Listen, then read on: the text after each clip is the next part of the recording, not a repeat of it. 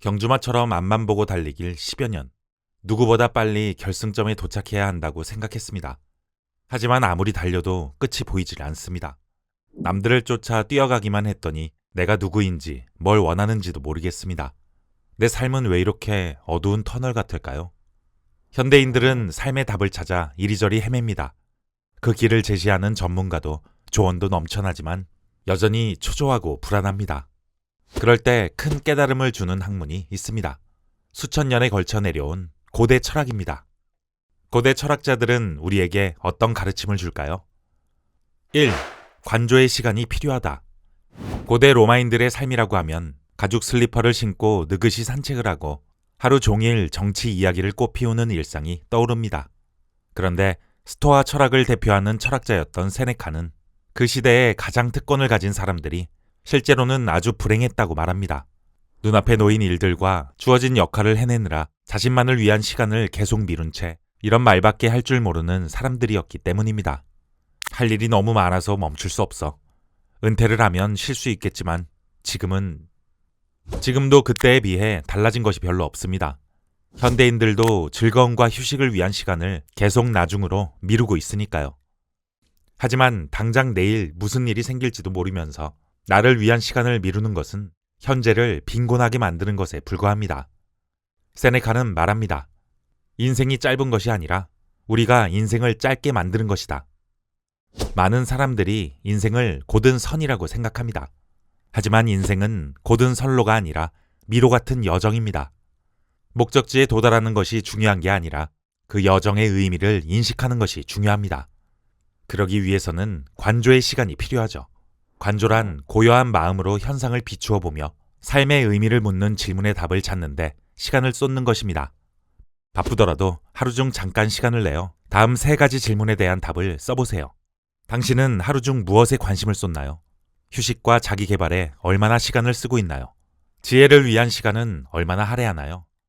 밖으로 나가 아무 생각 없이 걸으면서 자신만의 속도와 보폭을 찾아보고 그 길을 마치 처음 보는 것처럼 관찰해 봅니다.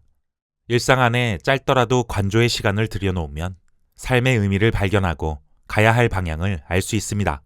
그것이 인생을 깊고 풍부하게 만드는 방법입니다. 2. 좋은 다이몬을 가져라. 고대 사람들은 모든 인간에게 영혼을 인도하는 임무를 맡은 영혼 안내자인 다이몬이 있다고 믿었습니다. 선하고 건강한 다이몬의 명령을 따르면 가치 있는 삶을 살게 된다고 생각했습니다. 그러한 행복의 상태를 에우다이모니아라고 불렀습니다. 그런데 에우다이모니아는 오늘날 우리가 쓰는 행복이라는 단어와는 조금 다릅니다. 요즘에는 행복이 만족의 동의어처럼 해석되곤 합니다. 예를 들어 명품 가방을 사면 흡족한 기분을 느낍니다. 그것은 만족이지 행복이 아닙니다. 하지만 우리는 그것을 행복이라고 믿습니다. 행복을 만족과 동일하게 여기면 사소한 만족을 채우며 살아가게 되고 행복은 기껏해야 몇몇 순간에만 얻을 수 있게 됩니다. 고대 철학에서 말하는 행복은 스스로 충만한 상태입니다. 풍요로움과 동시에 만족감을 느끼는 상태입니다. 나를 기분 좋게 하는 것이 있다면 그것이 행복인지 만족인지 구분해 보세요. 내면이 충만해지려면 만족은 절제하고 행복에 집중해야 합니다. 3. 언젠가 죽는다는 것을 기억하라. 언젠가부터 우리 사회에서 자주 쓰이는 단어가 있습니다. 바로 회복력입니다.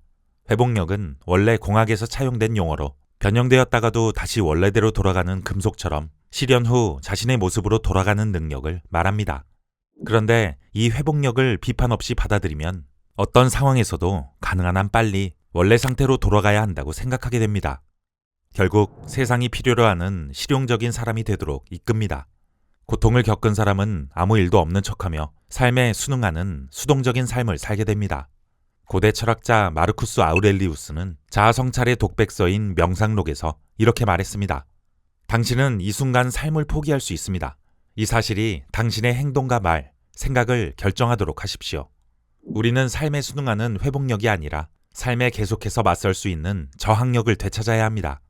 언젠가 죽는다는 사실을 기억하며 모든 순간을 마지막인 것처럼 살고 행동하고 생각하는 것입니다. 오늘을 삶의 마지막 날이라고 생각하면 타인의 시선이나 생각에 얽매일 필요도 지나간 실수나 고통에 연연할 필요도 없습니다.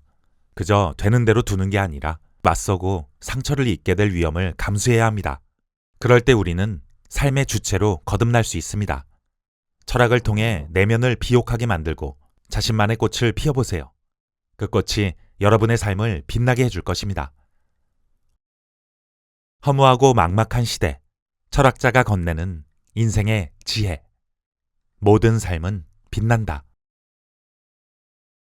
이 콘텐츠가 도움이 되었다면 구독과 좋아요를 눌러주세요.